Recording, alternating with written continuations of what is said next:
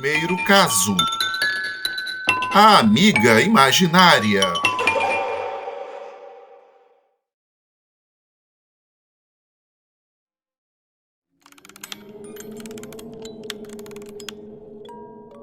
Saudações.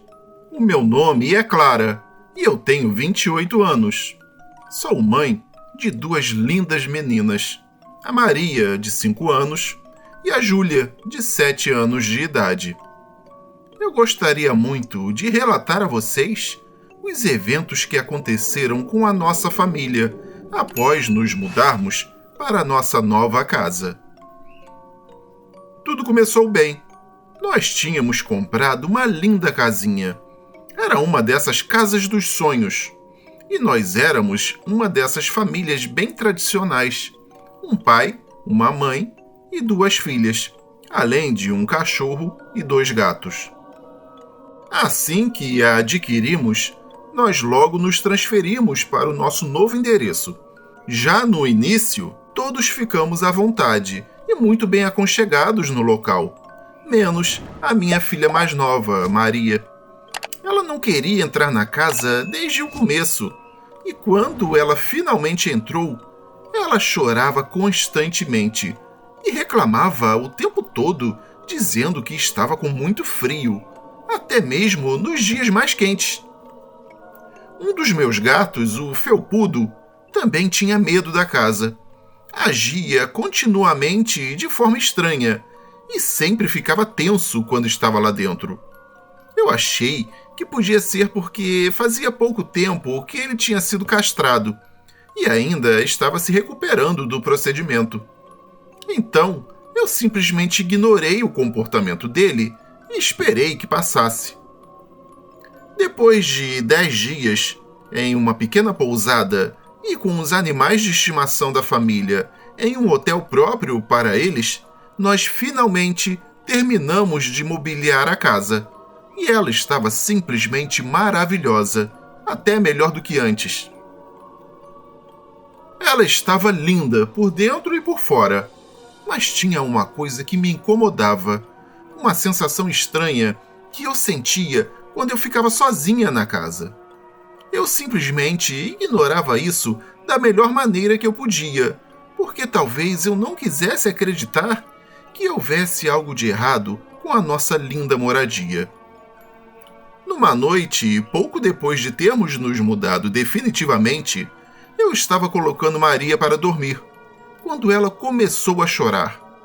Eu logo perguntei: "O que foi, minha querida? O que você tem?" E ela estava chorando como se tivesse sido algo muito sério que estava lhe incomodando. Ela era uma criança que não era de chorar fácil, por isso eu estranhei bastante. Normalmente, a Júlia era a mais sensível, a que chorava por tudo. Como eu disse, a Maria sempre foi diferente e nunca demonstrava medo ou desconfiança. Entretanto, ela continuava chorando e dizendo: "Eu não quero ficar no meu quarto, mãe, por favor." Mas o pior estava por vir, quando ela, ainda soluçando, completou a sua frase dizendo: "O Mateus pode voltar." Eu fiquei totalmente confusa com essa expressão, porque ninguém na nossa família inteira se chama Mateus, e nós não conhecíamos ninguém com esse nome também. Obviamente, eu perguntei quem era o Mateus. Ela só ficou olhando para mim, sem dizer uma palavra.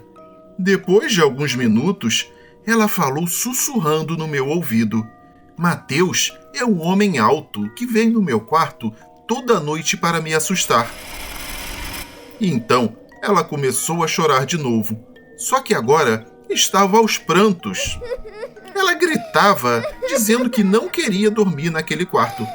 Eu comecei a ficar cansada com aquilo e falei que era só ela fechar os olhos e dormir, que ficaria tudo bem. Mas ela não se acalmava e começou a chorar mais ainda depois que eu apaguei a luz e desci a escada. A Maria ficou berrando lá em cima com toda a força durante um bom tempo, até que o meu marido resolveu ir lá ver o que estava acontecendo. Ele não gosta de ouvir crianças chorando. Por algum motivo, isso o deixa muito incomodado. Depois de algum tempo, o Ronaldo, o meu marido, desceu a escada com a Maria no colo, que ainda chorava copiosamente. Assim que ele chegou perto de mim, foi logo me falando: "Querida, acho melhor você ir no quarto dela dar uma olhada." Eu achei que a Maria tinha aprontado alguma coisa, que tinha jogado os brinquedos dela pelo quarto todo, como ela costuma fazer quando está com raiva.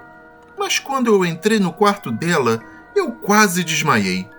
As paredes do quarto estavam todas arranhadas e em uma delas estava escrita com arranhões a seguinte frase: "Quer brincar, Maria?" Por acaso, a Maria ainda nem sabia escrever. Eu rapidamente acordei a Júlia e fomos todos dormir em um hotel perto de casa. No dia seguinte, eu chamei um padre para abençoar a casa. Depois disso, tudo ficou mais calmo. Nada de estranho aconteceu de novo durante um bom período de tempo, até que a Esther apareceu. De vez em quando, Maria arranjava um amigo ou amiga imaginária. E a Júlia sempre ficava provocando a irmã por causa disso. Até que esse coleguinha imaginário se mudasse para outro lugar, naturalmente, sendo apenas mais uma fase na infância de uma criança normal. Só que dessa vez foi bem diferente. Eu estava no meu quarto lendo um livro quando eu ouvi a Maria falar algumas palavras que eu nunca vou esquecer. Ela simplesmente disse: "Oi, Esther, o meu nome é Maria. Pega, você pode brincar com a minha boneca agora." Maria falou isso com a voz mais linda e alegre com a qual eu já tinha ouvido ela falar. Mesmo assim, eu ainda pensei que fosse só mais um amigo imaginário dela. Depois de mais alguns minutos ouvindo a Maria brincando com a amiga imaginária, Esther, eu ouvi a Júlia entrando no quarto da Maria. O quarto dela era ao lado do meu e eu podia ouvir claramente o que as duas estavam conversando. "Oi, Maria", disse a Júlia com a voz provocadora. "Quem é essa sua amiga nova?" A Maria ficou quieta por uns instantes e então respondeu: "Essa é a Esther. Ela é legal. Quer brincar com ela também?" Na hora, eu imaginei que aquilo ia dar uma confusão. A Júlia sabia ser bem malvada com a irmã quando queria, e eu já estava pronta para ir lá separar mais uma briga. Mas você não imagina a minha surpresa quando eu ouvi a Júlia dizendo: "Tudo bem. Oi, Esther. Eu tenho uma casa de bonecas que um amigo me deu. Você quer ver?" Eu fiquei instantaneamente em estado de choque. A Júlia nunca, ou seja, jamais, se juntava às brincadeiras de Maria quando ela estava falando com seus amiguinhos imaginários. Isso acabou me dando um frio terrível na espinha. Com o passar dos dias, Esther fez a sua presença ser notada de muitas formas. Maria e Júlia brincavam por horas e horas com a Esther, só parando para comer e ir ao banheiro. Sempre que as garotas desciam para o café da manhã, almoço ou jantar, a Esther parecia seguir as duas. Digo isso porque os bichos da família corriam apavorados e se escondiam em qualquer lugar. O cachorro rosnava e os gatos se arrepiavam totalmente perante as garotas, coisas que eles nunca fizeram antes. E elas também insistiam em colocar um prato a mais na mesa para a Esther. Meu marido e eu permitíamos porque havia 2 lugares vazios à mesa e elas ficavam contentes. Elas amavam a tal da Esther, mas nós, os pais, estávamos começando a ficar preocupados e muito apreensivos. Essa Esther parecia estar tomando o controle da vida delas. Elas não faziam mais nada do que gostavam nas férias. Nós tentamos separá-las, mas a Esther sempre arrumava um jeito de voltar. Eu realmente achava, ou queria achar, que a Esther era somente uma amiga imaginária das meninas. Até o dia que nós passamos o dia todo fora de casa, em um parque de diversões. As garotas adoraram o passeio, porém, quando voltamos para casa, a cozinha estava toda revirada, uma completa bagunça, e os bichos da família estavam todos escondidos juntos, como se estivessem aterrorizados. Tinha copos e pratos quebrados no chão, água, suco e comida espalhados por todo o lado, até no teto. E para piorar, também tinha um garfo e 2 facas fincadas na porta da cozinha. A casa não tinha nenhum sinal de arrombamento ou entrada forçada. Isso assustou a todos nós, mas o que ainda estava por vir era muito pior. As férias acabaram e as garotas voltaram para a escola. Isso deixou a Esther muito irritada. Meu marido e eu ouvíamos batidas pelas paredes sempre que estávamos em casa e as garotas tinham ido para a escola. Também ouvíamos sons de alguma coisa sendo arrastada pelo chão ou arranhando o assoalho da casa, mesmo quando os nossos animais estavam todos no quintal. Escutávamos até gritos, mas não gritos de medo, e sim de pura raiva. Então, em uma segunda-feira de manhã, o meu marido saiu para trabalhar um pouco mais cedo, e eu estava preparando as meninas para irem à escola. As 2 estavam com uma expressão muito sombria e não falavam nada. Além disso, o gato e o cachorro estavam com um comportamento muito estranho. Eles se recusavam a entrar na casa, só ficavam nos fundos do quintal. Depois de um tempo, eu não aguentava mais aquele ar pesado e encarei as garotas, perguntando a elas qual era o problema. Imediatamente, as 2 começaram a chorar. A Júlia conseguiu falar entre soluços e lágrimas algo que me deixou em pânico. A Esther não quer deixar a gente sair.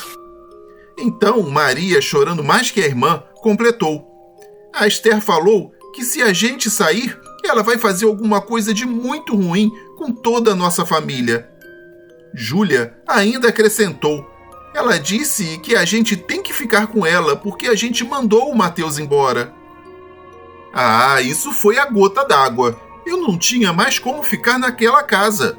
Eu peguei o cachorro, os gatos, as meninas e, enquanto estávamos saindo pela porta da frente, nós ouvimos um barulho ensurdecedor que parecia uma batida de carro, ecoando por todo o local, como se todos os objetos da casa tivessem sido jogados no chão ao mesmo instante. As garotas começaram a gritar em pânico e os bichos se encolhiam cada vez mais. Se eu não tivesse colocado a coleira neles, eles teriam fugido para longe. Parecia que eu estava em um filme de terror. Nós saímos correndo e fomos parar em um posto de gasolina ali perto. Eu logo liguei para o Ronaldo e expliquei tudo o que tinha acontecido com a gente. Nós nunca mais voltamos àquela casa. As minhas filhas ficaram tão traumatizadas com os eventos ocorridos que dormiram comigo, meu marido e os bichos da família todos juntos no mesmo quarto por mais de 3 meses. E elas só conseguiram se recuperar com a ajuda de um psicólogo. O meu marido e eu fomos para uma igreja para arranjar um padre para abençoar a família inteira. E graças a Deus, nunca mais tivemos nenhum contato com nada paranormal ou sobrenatural. Até hoje, eu tento esquecer aquele período tão sombrio pelo qual a minha família passou.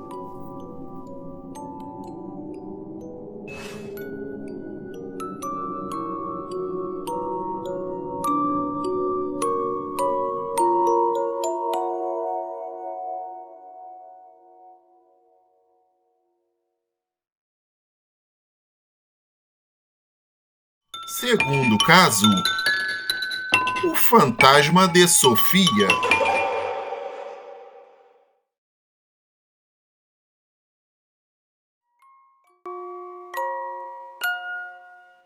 Saudações, Meu nome é Kátia e eu tenho um caso muito interessante para contar, até porque eu fiz parte dele.